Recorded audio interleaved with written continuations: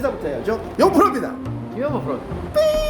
오늘 주제는요, 여러분 정말 이거를 다루는 유튜버라든지 프로는 전 세계에서 저밖에 없다고 생각합니다.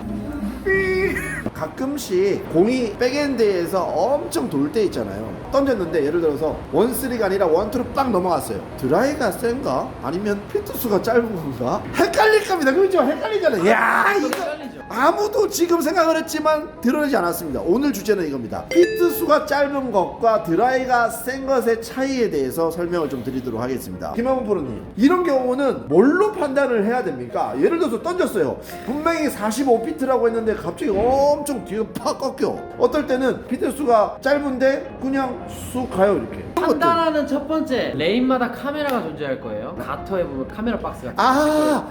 예, 이런 거 센서죠. 센서. 혹은 저번 시간에 얘기한 브레이크 라인이 존재할 거예요. 네네. 길다 짧다를 먼저 하고 네. 그 다음에 세다 약하다로. 지금 피트수를 얘기하는 거거든요. 피트수가 45랑 30을 대립했을 때 저희 프로 선수들은 천천히 굴러가서 회전을 살짝 주고 그냥 퉁 굴려봐요. 가다가 이 브레이크 라인 앞쪽보다 먼저 공이 팍 꺾이면 드라이가 길다 이렇게 생각을 하고 피트수가 짧다라고 그죠? 판단하는 거죠. 그죠? 그리고 반대로 던졌는데 조금 더 진행했다가 카메라 쪽이나 뒷라인에서 꺾여요. 그러면 피트수가 길구나 이렇게 일단 판단을 하는 거죠. 드라이가 네, 짧다라고 네. 표현을 하겠죠. 근데 그 중에서도 드라이가 세고와 약하고가 또 존재해요. 두 가지의 조합인 거죠. 세고와 약하고는 뭐냐? 공이 가다가 네. 갑자기 순간 이동하듯이 공이 평 하고 꺾였어요. 네. 그럼 드라이가 엄청 센 거고요. 그리고 공이 여기 가면서 한번 쭉 무뎠다가 이렇게 들어가요. 그러면 드라이가 우린 약하다고 표현을 해요. 혹은 그냥 쭉 가고 살짝만 꺾이고 말아버려요. 이 부분을 네. 왜 얘기를 해드리냐면요, 우리 프로 시합에서도 그렇습니다. 드라이 조합이 있습니다. 네, 9대1, 맞아요. 뭐 5대1 이렇게 조합이 있어요. 그 말은 뭐냐, 같은 피트수 같은 패턴을 깔아놔도 비율을 어떻게 하냐에 따라서 맞아요. 완전 다른 패턴이 돼버리거든요. 그렇죠. 네. 볼링장도 유지 비용을 낮추기 위해서 드라이의 비율을 혹은 7대1 혹은 9대1 혹은 10대1까지도 하시는 볼링장들이 많아요. 네. 하지만 어떤 볼링장은 5대1을 하고 있죠.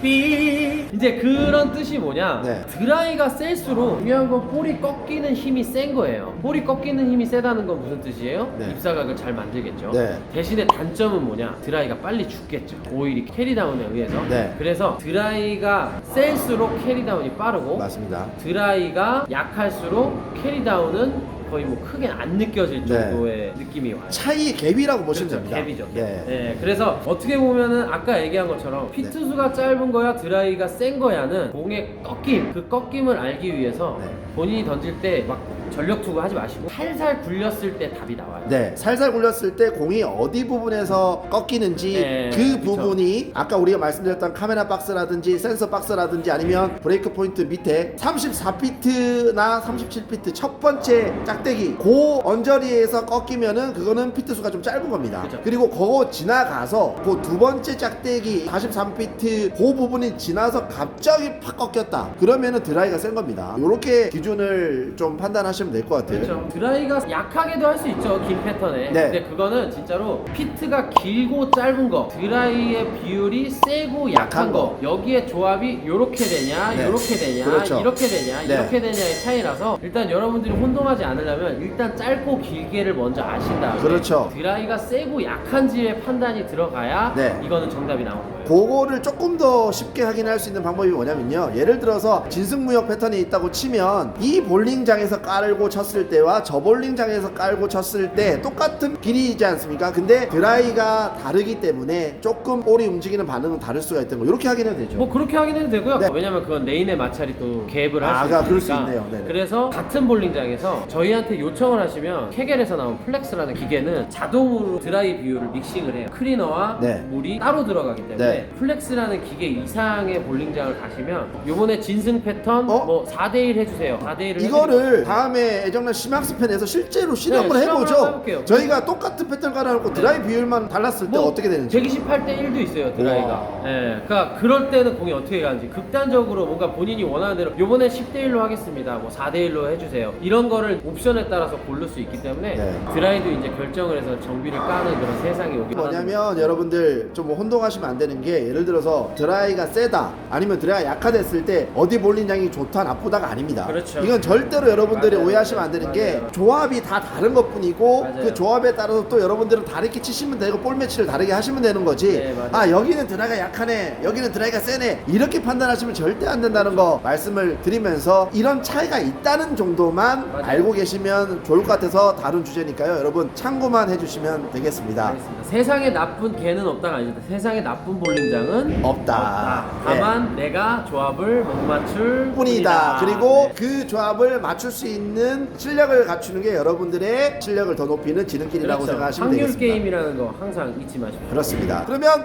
오늘 주제 마치도록 하겠습니다. 지금까지 애정남 용세로이 재밌고 재밌어. 영어 프로 나는 언제까지 나는 할 거예요? 언제까지? 아니 재밌어.